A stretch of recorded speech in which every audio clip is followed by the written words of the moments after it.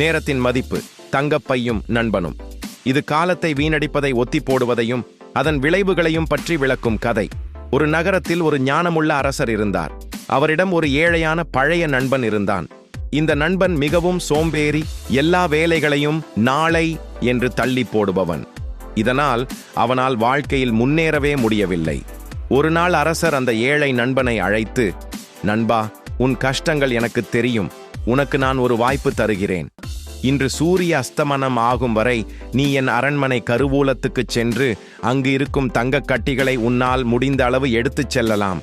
ஆனால் சூரியன் மறைந்த பின் அரண்மனை வாசல் மூடப்பட்டுவிடும் என்று கூறினார். அந்த நண்பனுக்கு ஒரே மகிழ்ச்சி. அவன் ஓடிச் சென்று தன் மனைவியிடம் இதைச் சொன்னான்.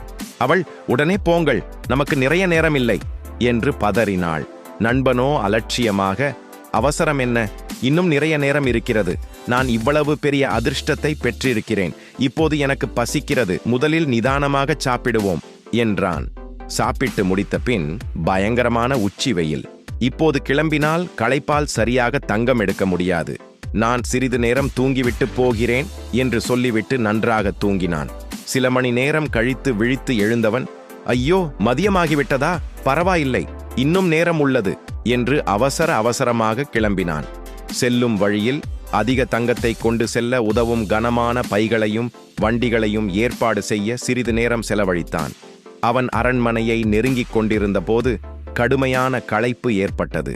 ஒரு நொடி இந்த மர நிழலில் ஓய்வெடுத்துவிட்டு போகலாம், ஒரு சில நிமிடங்களில் ஒன்றும் ஆகிவிடாது என்று நினைத்து மரத்தடியில் படுத்து இளைப்பாறினான். திடீரென்று தூக்க கலக்கத்திலிருந்து விழித்து பார்க்கிறான். வானம் சிவந்து போயிருந்தது. சூரியன் மறையத் தயாராக இருந்தது. தலை தெறிக்க அவன் அரண்மனை வாசலுக்கு ஓடினான். ஆனால் அவன் அரண்மனை வாயிலை அடைவதற்குள் காவலாளிகள் சரியாக சூரிய அஸ்தமனத்தில் கதவுகளை அடைத்து பூட்டினார்கள்.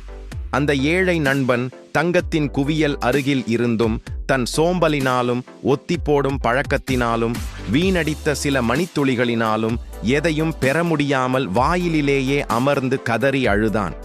தேவ ஜனங்களே, அரசன் கொடுத்த தங்கத்தைப் போல தேவன் நம் ஒவ்வொருவருக்கும் ஒரு விலைமதிப்பற்ற பரிசை கொடுத்துள்ளார். அதுதான் நேரம். தங்கம் என்பது நமது அழைப்பு, தேவனுக்காகச் செய்யும் ஊழியம், ஆத்தும ஆதாயம். வீணடித்த நேரம் என்பது ஒத்தி போடுதல். பின்னர் செய்யலாம், சரியான நேரத்துக்காக காத்திருக்கலாம் என்று நாம் ஒத்தி போடும் ஒவ்வொரு வினாடியும் நம்முடைய ஆத்துமாவின் தங்கத்தை நாம் இழக்கிறோம். சூரிய அஸ்தமனம் என்பது நம் வாழ்வின் முடிவு. எனவே காலத்தை பிரயோஜனப்படுத்திக் கொள்ளுங்கள். கர்த்தருக்காக செய்ய வேண்டிய காரியங்களை இன்றே இக்கணமே தொடங்க விவேகமுள்ளவர்களாய் இருப்போமாக.